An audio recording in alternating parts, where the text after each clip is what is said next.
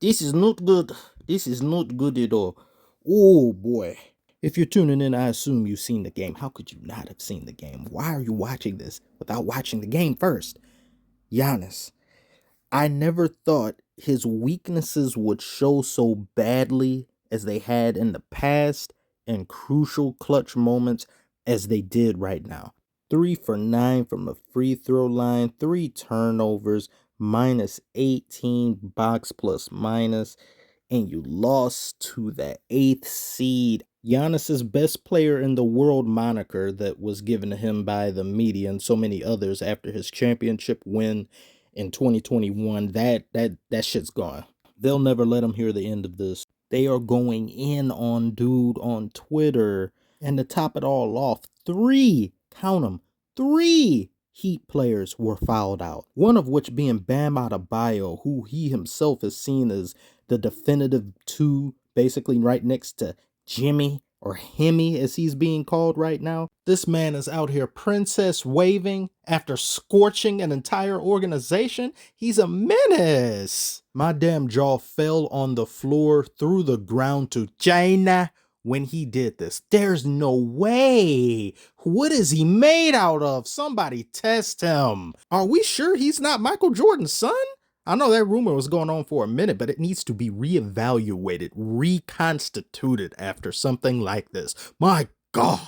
As we make our way back to Twitter, we see people are calling into question his career, saying this man should be working at Mickey D's, putting a toy in the boxes of every Happy Meal given out to snot-nosed kids in the drive-thru. They're calling his prowess into question, saying he's overrated.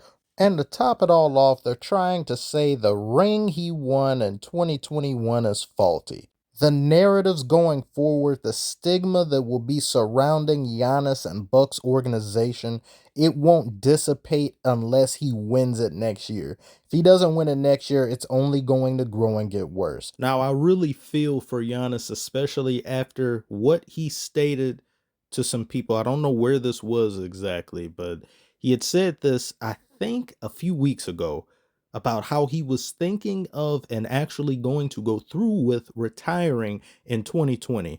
And if I remember correctly, in 2020, he had just experienced a humiliating loss at the hands of the Heat. And when you look at some of the things and narratives that are being spun by not only fans, but the media, it wears away at your psyche. And I don't believe it's good for anybody.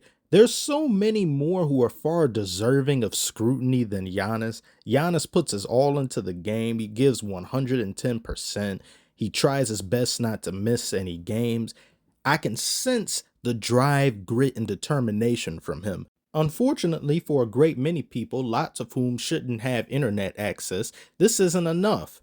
And they'll call your entire career and your worthiness as a player in the NBA into question. This toxicity even finds its way up into the higher echelons of the NBA concerning the press and the media post-game. As we see Giannis, he had pretty much had enough and he's vexed after the game, and someone goes and asks one of those, "Why are you asking me these questions?" For you, do you view this season as a failure?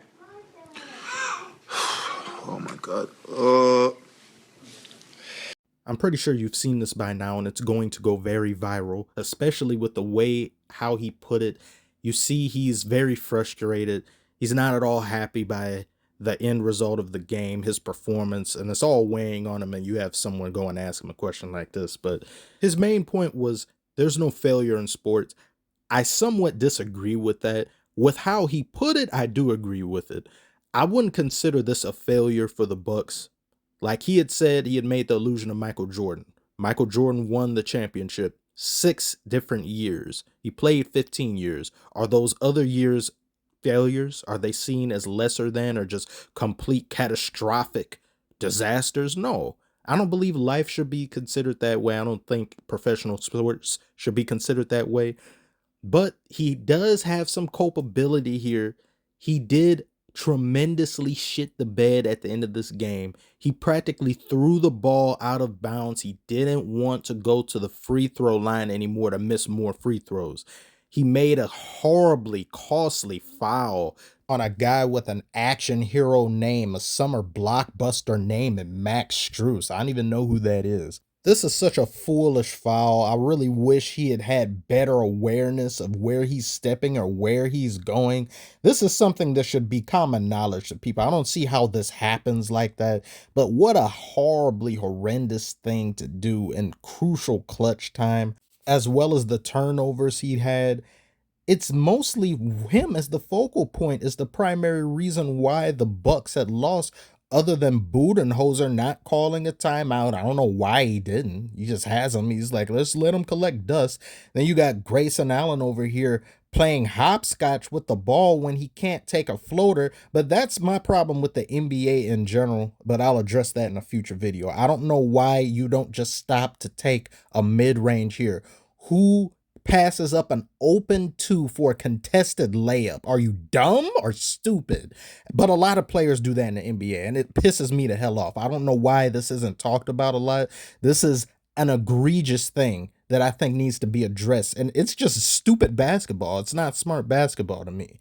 So overall, Giannis is going to be torn to shreds this offseason. You're a multi-MVP, defensive player of the year player, an all-time player to me already.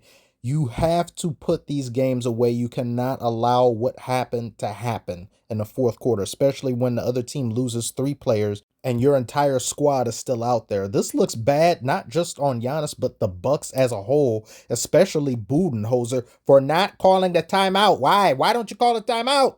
Why? I believe there's a solid argument that if Giannis was healthy the majority of this series, it wouldn't have turned out like this. But you could also make a legitimate argument for the Nets winning and going to the next round as opposed to him in 2021. There's a lot of different layers and nuances to this, but don't ever try to take a man's ring away. I don't think that's fair. I don't think it's fair to put their career into question just over the results of one bad performance. So he'll bounce back from this, hopefully.